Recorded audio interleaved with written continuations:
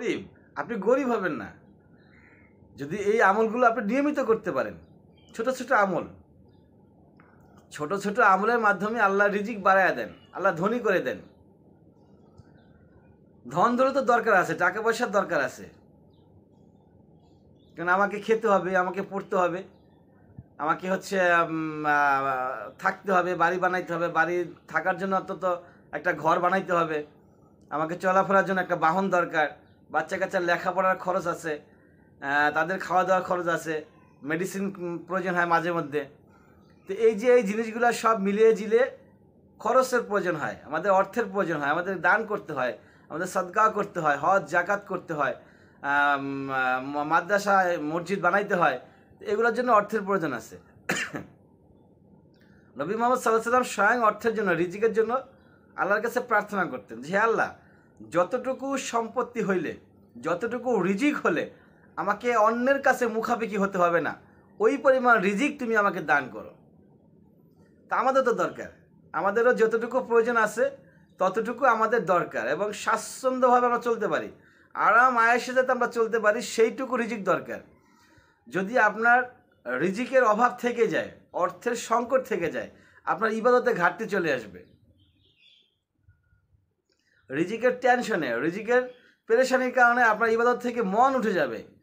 আপনি টাকার ধান্দায় বিভিন্ন জায়গায় ঘুরবেন, সম্পত্তির জন্য বিভিন্ন জায়গায় ঘুরবেন, তখন দেখা যায় আপনার ইবাদতের সময় চলে যাচ্ছে, আপনি ইবাদত করতে পারতেছেন না। একদিক দিয়ে সময়ের অভাব, আরেক দিক দিয়ে টেনশন।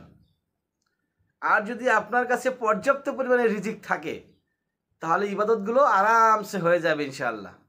তো সেজন্য অবশ্যই ইবাদত, রিজিকের প্রয়োজন আছে, উত্তম রিজিকের প্রয়োজন আছে।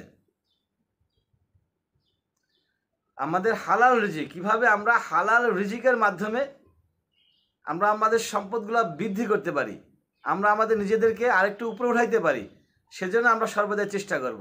সেজন্য আজকে আমরা জানবো ইনশাআল্লাহ ছোটো ছোটো 3টি আমল। সবাই জানিয়েছিল আমলগুলো, ছোটো ছোটো 3টি আমল একসঙ্গে করতে হবে এই নিয়মিত।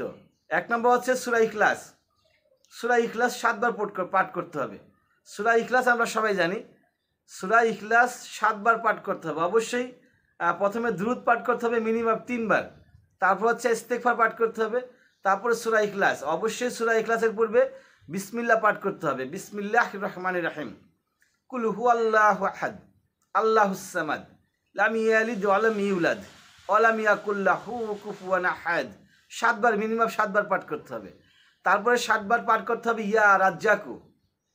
ইয়া রাজ্জাকু আল্লাহর একটি নাম, আল্লাহর একটি নাম 7 বার পাঠ করতে হবে, ইয়া রাজ্জাকু।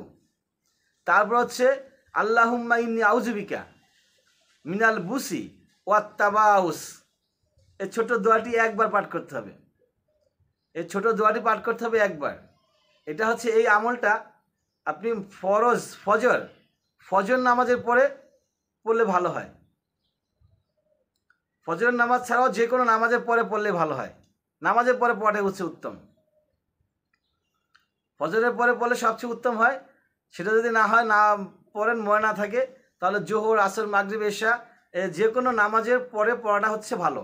আর সেটাও পড়লে না নামাজের পরে, অবসর আছেন যখন, বেকার, কাজ নেই, চুপচাপ বসে আছেন, তখন পড়েন। সূরা ইখলাস 7 বার পাঠ করেন বিসমিল্লাহ শহীদ, 1 বার পাঠ করেন, 7 বার পাঠ করেন ইয়া রাজ্জাকু, এবং 1 বার পাঠ করুন আল্লাহুম্মা ইন্নী আউযুবিকা মিনাল বুসি ওয়াত তাবাউস। এটা হচ্ছে 1 বার পাঠ করুন, তাহলে ইনশাআল্লাহ তাআলা আপনি গরিব থাকবেন না, মহান রব্বুল আলামিন আপনাকে ধনী বানায় দিবে। ওয়া আখির দাওয়ানা আলহামদুলিল্লাহি রাব্বিল আলামিন।